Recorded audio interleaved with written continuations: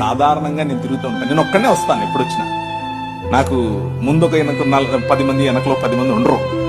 నేను ఒక్కనే వస్తాను, నేను ఒక్కనే డ్రైవ్ చేసుకుని వస్తాను. నాకు రాజమండ్రిలో ఇల్లుంది, అక్కడ ఉంటాను, చుట్టుపక్కల అన్ని తిరుగుతూ ఉంటాను.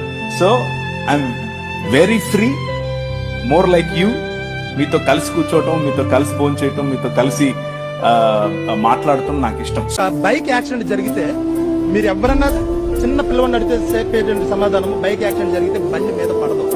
ఒకవేళ బండి మీద పడినా ఏ కాలు మీదో చేతి మీద ఒకే ఒక్క పార్ట్ మీద పడుతుంది, పూర్తి బాడీ మీద బండి పడదు. మీకు అందరికీ తెలిసిన విషయం. దీన్ని ఎలాగ మీరు చిన్న విషయంగా భావిస్తున్నారు?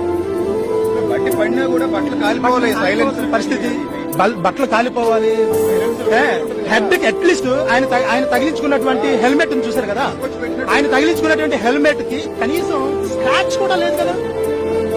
అంటే ఎక్కడో కొట్టేసి ఎక్కడో ఆయనకి చేసేసారు అన్న అనుమానాలు వ్యక్తం అవుతున్నాయి ఇక్కడ. మేమే కాదండి, ఈయన తల్లిదండ్రులు మేము ఆలోచన చేస్తే, ఈయన పగడాల ప్రవీణ్ గారు అనేటువంటి తండ్రి గారు ఒక ముస్లిం, తల్లి గారు ఒక రోమన్ క్యాథలిక్ క్రైస్తవురాలు. అంటే ఇది మతపరంగా మీరు చూస్తున్నారనుకుంటున్నారేమో కానీ ఇది మతానికి వ్యతిరేకంగా, మతానికి అతీతంగా కాకుండా ప్రజలందరికీ సంబంధించినటువంటి విషయం.